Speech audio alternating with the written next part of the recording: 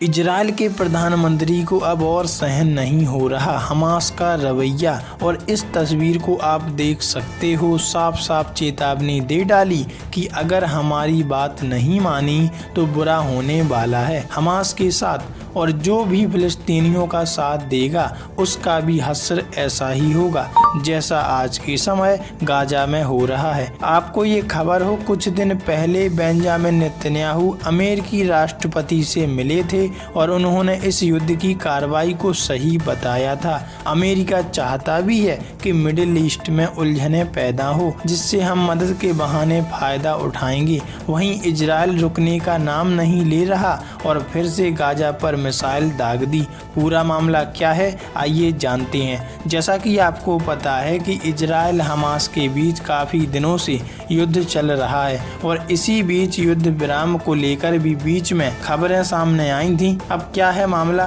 तो सुनिए। इजरायल ने मंगलवार को गाजा पट्टी में हमास के ठिकानों पर भारी हवाई हमला कर दिया।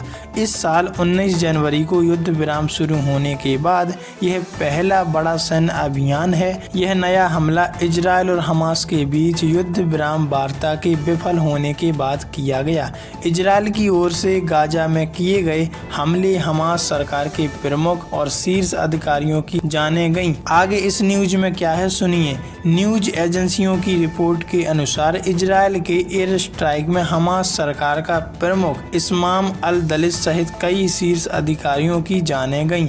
हमास की ओर से जारी बयान में कहा गया कि हमलों में आंतरिक मंत्रालय के प्रमुख महमूद अबू बतफा और आंतरिक सुरक्षा सेवा के डायरेक्टर जनरल बहजत अबू सुल्तान भी ढेर हो गए। इजरायल के प्रधानमंत्री बेंजामिन नेतन्याहू ने कहा कि उन्होंने सेना को हमास के खिलाफ कड़ी कार्रवाई करने का आदेश दे दिया। इजरायली सेना ने कहा कि राजनीतिक नेतृत्व के निर्देशानुसार IDF और ISA ने गाजा पट्टी में हमास आतंकवादी संगठन के आतंकी ठिकानों पर बड़े पैमाने में हमला कर दिया। अब ये हमला क्यों हुआ, इसके पीछे भी नेतन्याहू ने अपनी बात रखी। नेतन्याहू ने कहा कि सैन्य कार्रवाई को उचित ठहराते हुए कहा कि हमास की ओर से हमारे बंधकों को रिहा करने से बार बार इनकार करना, साथ ही अमेरिकी राष्ट्रपति के दूत स्टीव विटकॉफ और मध्यस्थों से प्राप्त सभी प्रस्तावों को अस्वीकार करना ही सैन्य कार्रवाई का कारण है जो हमने किया है।